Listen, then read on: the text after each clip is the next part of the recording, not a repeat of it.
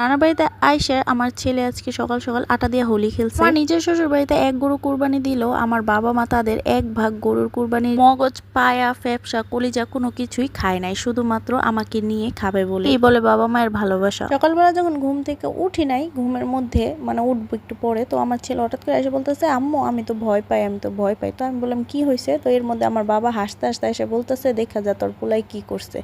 এদিকে আইসা দেখি আমার মা ব্যাংকে গেছিল, তো এই যে আটার খামির আর আলু ভর্তাটা করে রাখছে, যে আলুর পরোটা বানাবো। আমার ছেলে আইসা সব যে আটা বাহিরে ছিল সেগুলো সব ফালাই দিছে, লবণ ফালাই দিছে বালতির পানির মধ্যে। ওই দিন দুপুরবেলা আমার উকিল ননদদের বাসায় আমাদের দাওয়াত ছিল, যেহেতু আমার ননদ আসছে।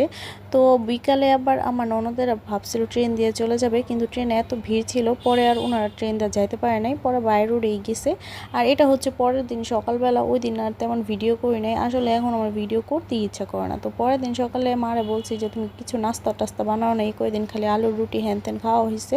তো আজকে আমি এভাবে স্যান্ডউইচ বানাইছি, তো মা আবার চা আইনা দিল। চা খাওয়া মিস নাই, তো এখানে আমি স্যান্ডউইচও খাচ্ছিলাম, আবার দুইটা সাদা রুটিও নিয়েছি চা দিয়ে খাওয়ার জন্য। তো আমি আর আমার ছেলে সুন্দর করে মজা করে খাইলাম। আজকে আবার এই যে জেব্রা প্ল্যান্ট, তারপরে হচ্ছে মানি প্ল্যান্টগুলো রিপোর্টিং করে দিছি। আর এখানে আমার মা হচ্ছে পেঁয়াজ কাটতেছিল, কারণ আজকে হচ্ছে কলিজা টলিজা এগুলো রান্না করবে।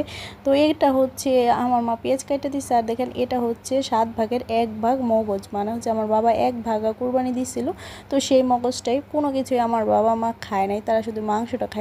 আর এই মগজ তারপরে হচ্ছে পাটা সব কিছু রাইখা দিচ্ছে, শুধুমাত্র মানে আমি আসলে তারা খাবে। অথচ আমার মা বাবা কিন্তু এটাও ভাবতে পারতো যে আমার শ্বশুর বাড়িতে তো এক গরুই কুরবানি দেয়, আমরা কি আর গোস্ত তারপরে পাটা এগুলো কম খাই?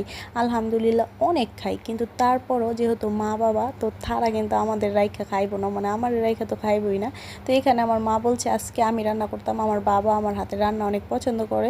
তো আমার মার মতো না হলেও মানে আমি যাই রান্না করি আমার বাবা অনেক পছন্দ করে, ভালোবাসে। তো এইদিকে হচ্ছে এই যে দেখেন 1 ভাগ আর এই কলিজা আর হচ্ছে ফ্যাপসা। তো কলিজা হচ্ছে আমি আমার মা আমরা পছন্দ করি, আর ফ্যাপসা হচ্ছে আমার বাবার জন্য আর আমার জামাইয়ের জন্য রান্না করব।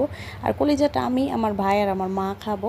তো এই যে এখানে আমি মগজটা রান্না করে ফেলছি, তারপরে এখানে আবার আমি ফ্যাপসা রান্না করব। ফ্যাপসার মধ্যে আমি বলছি ফ্যাপসাতে তো আর আলু দিব না, মা বলতেছিল কলজা তো দিব না। এখন আমি বলছি না, আমার আবার কলজার মধ্যে আলু দিয়ে খাইতে ভালো লাগে।